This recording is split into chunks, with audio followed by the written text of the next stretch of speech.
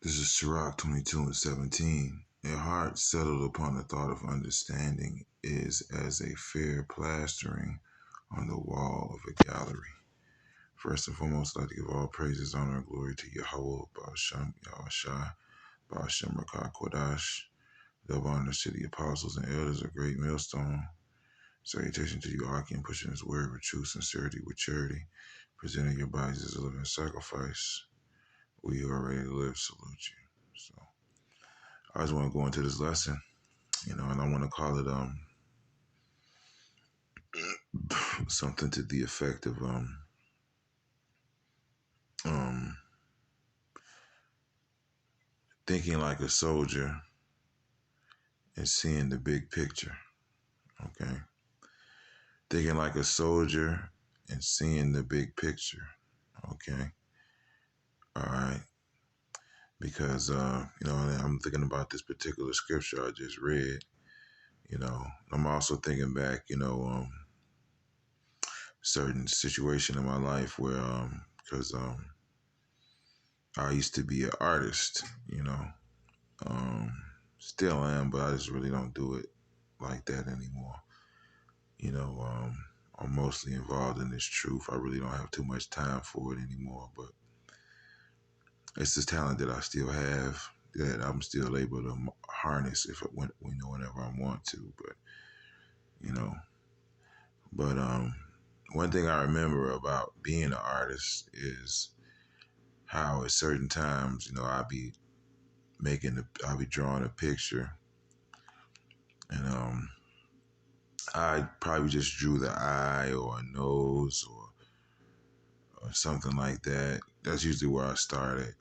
I start anything I'm drawing, I usually start at the face of it. All right. So I start off drawing an eye or a nose or the shape of the head or something like that. And somebody who just walks up, maybe in class or wherever I'm drawing at, they'll look at what I'm drawing and they'll scoff. They'll be like, "What the hell is that? What the hell is that?" When I'm in my mind, I'm like, "What the fuck do you think it is? It's just an eye, man. I didn't, you know, haven't even finished the picture, man. You know." But that's what made me think about this particular scripture because it's likened unto a wisdom as to looking at a painting, all right, as to looking at a picture, okay. Now, if you're too close to a painting, or if you're too close or too far away from a painting, I'm thinking right now mainly too close to a painting, all right. Let's just use that one. If you're too close to a painting, you're not going to understand what you're looking at, all right. You're not going to understand what you're seeing, all right. It's going to look confusing, to say the least, all right. But the further back you look, the further more you step back and get a look at a painting, now you can see the eye, now you can see the nose, now you can see a face, now you can see a landscape, now you're starting to see other aspects of this particular painting, okay? And that's what Yahweh Bashem Yahushua is doing with his men. He's giving us the vision, as the scripture says, where there's no vision, the people perish. All right. So he's giving us the vision. He's giving us the inside scoop, so to speak. As the scripture says, surely Yahweh Bashem Yahushua will do nothing but revealeth his secrets unto his servants, the prophets. All right. So the majority of the people in this world, Yahweh Bashem Yahushua has them too close to the painting. All right. Too close to the painting to understand exactly what Yahweh Shem Yahushua is doing. All right. And the further elaborate on the analogy that I'm using. Um, you, as the person that is standing back and stepping back, that can see the majority of the painting, if not all the painting, you're trying to explain to these other people what you're seeing, but they can't see what you're seeing because they haven't been allowed to take that step back. They haven't been made aware that they're too close to the painting. They just know what they're seeing, which is nothing. Okay.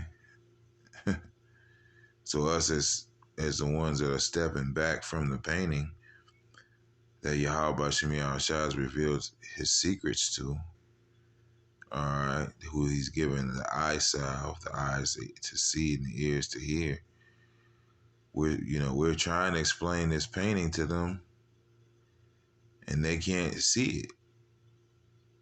What eye, what nose, what landscape, you know, you know. But since we can see, because the scripture talks about them that are blind and cannot see afar off, for us to have this vision, all right, we understand certain things. All right, we see certain things. All right, which should lead us to think a certain way. All right, which is in a more strategic way. All right, we should be thinking in a more strategic way.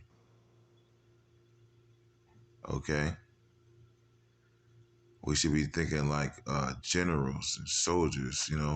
We should have a soldier mentality. Scripture says that it's no man that warreth tangleth himself with the affairs of his life, of this life, that he may please him who have called him to be a soldier. All right. Okay. So we've been called to be soldiers. And as, so here it is, you're the general, you're the soldier, you're the leader. Well, you got to be the man with the vision. Because obviously nobody else has it. Right? You're the one who can see further, all right, than anybody else. You're the one who can strategize and articulate what's really going on around us. So we have to do that. All right. And eventually more and more people are going to come off that wall and see the picture, the ones that are chosen to do so. All right. So we have to give the layout as well. We have to give the layout of the battlefield. Look, somebody has to pull the map out and lay it on the table for the rest of the soldiers to see where the hell we're going, okay, and what we're doing. And that's pretty much our position as men of the Lord. So we have to see the big picture, man. And in seeing the big picture, we can see. That's why we let me get the scripture.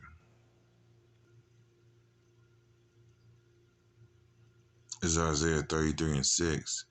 And wisdom and knowledge shall be the stability of thy times, and strength of salvation. The fear of Yahweh is his treasure. Right? So wisdom and knowledge shall be the stability of the times. Right? And strength of salvation. Okay? Strength of salvation.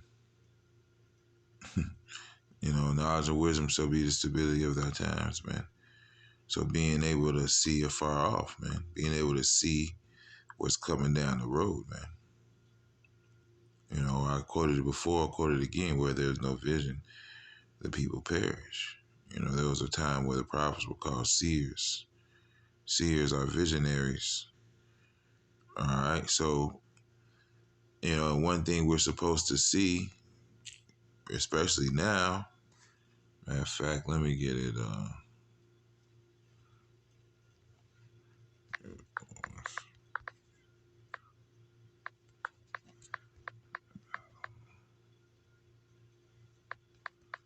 One thing, one thing we're supposed to see now is what exactly Yahweh Shemi Shah is doing right now. Okay, Psalm 73. Um, uh,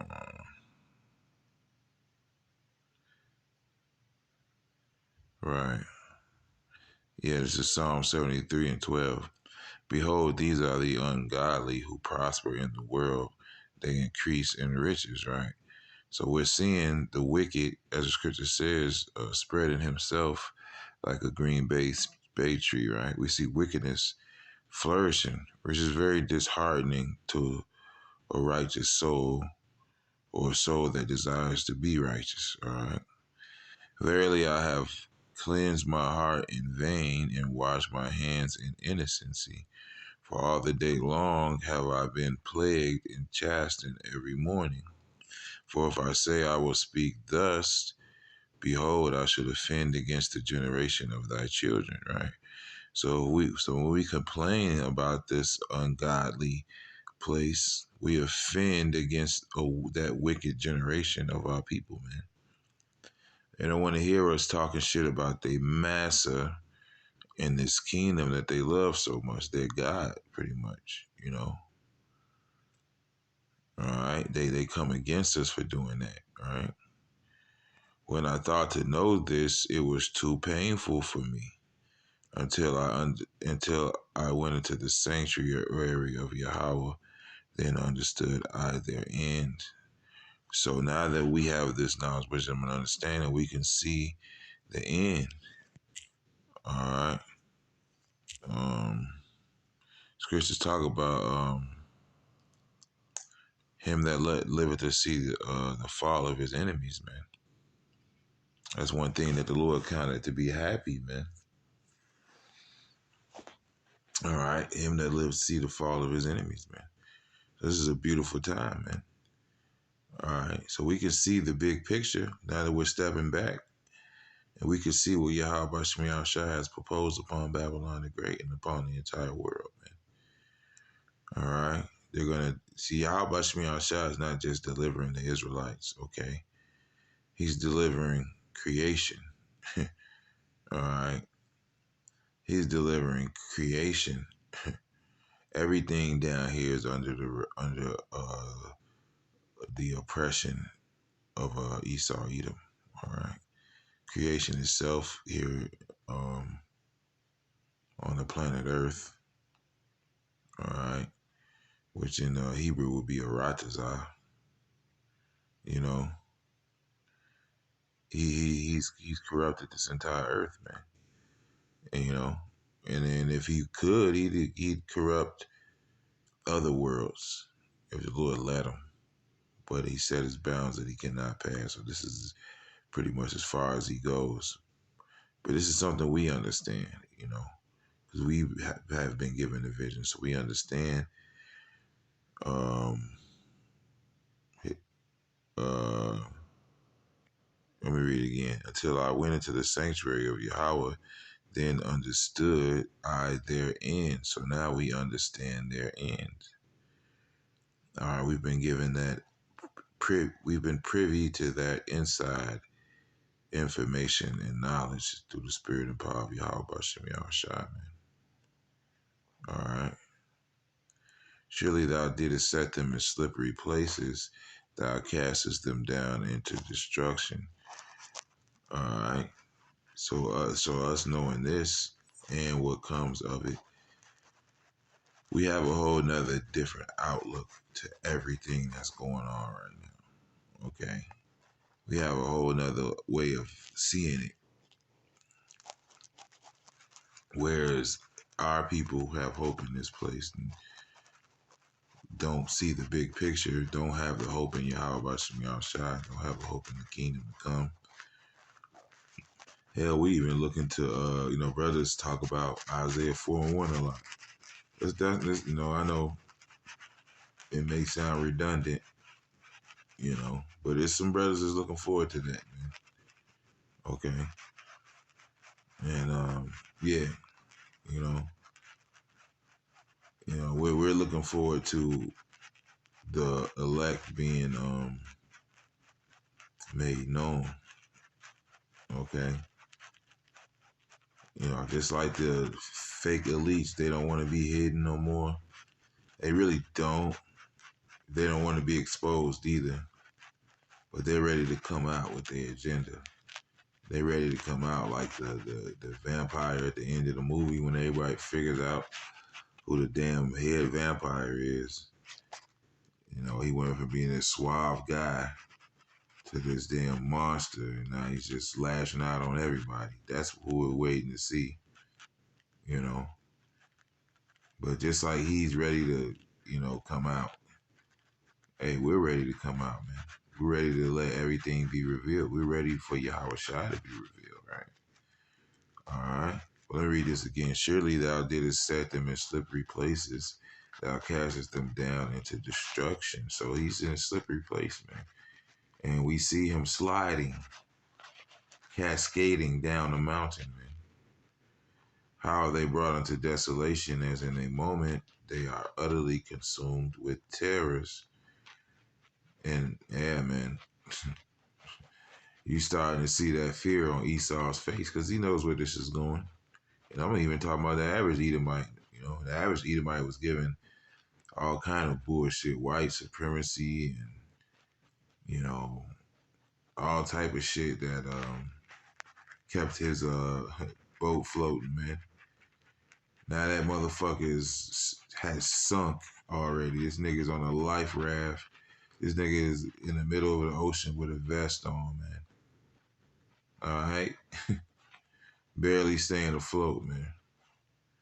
As a dream when one awaketh, so, O Yahweh, when thou awakest, thou shalt despise their image. So Yahweh Shemashah is casting down his image, man. All right. And we can see that is the beginning of the destruction. So us that can see, the seers, the visionaries, we're the ones who can see the blueprint, can lay it out on the table. All right. Who can inform those that are to be informed of the layout of Yahweh Bashim Yahushai's battlefield, his battle plan. All right, we can picture his painting. All right, we can tell you what color this is, what color the hair is, the nose. We can see these things. So it's on us to be military minded, Be military minded, More and more as the days approaching, I'm starting to see the more our lives have to be sectioned. All right, if I'm making any sense just by saying that our life has to be organized. Everything, Yahweh Shemi Shai is making the time short. Obviously, if you can't see that, you really don't know what the hell's going on. You can't see that Yahweh Shemi Shai is speeding up the time.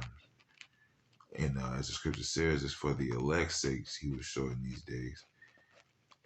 So by him doing that, our days are getting shorter. Our time, the things that we're able to do within even just a day, is becoming shorter and shorter. So now you're noticing that you have to have more of a military mindset about the things that you do.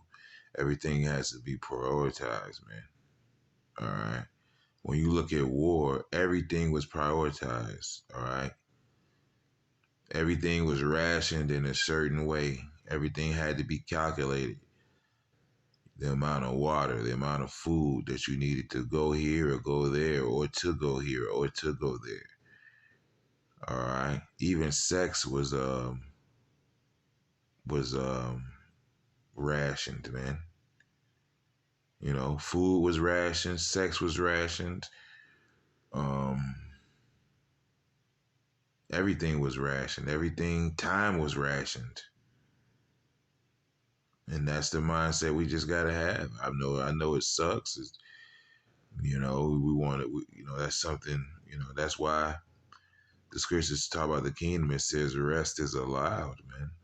You know, we're gonna have all the time in the world in the kingdom, man. Right now, not so much. So if we're being military minded and we're looking at the battlefield and we're looking at the blueprints and we're taking inventory on how many men we have, what we're all good at, you know, how much rations we have, how much ammo do we have. We got to calculate all this stuff, man, and really prioritize what the hell we're doing as well.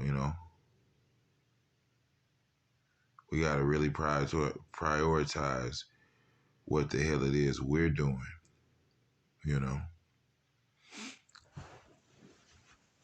you know,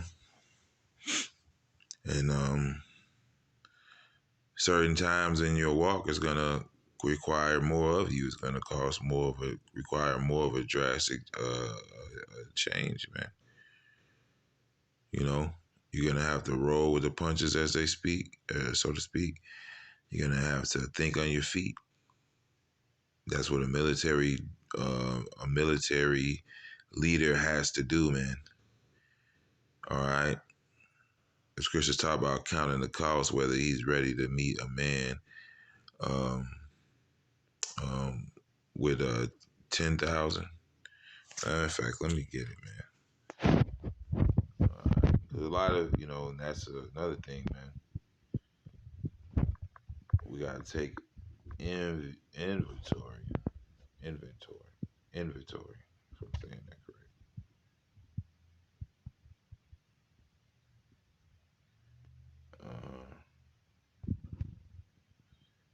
Uh, uh,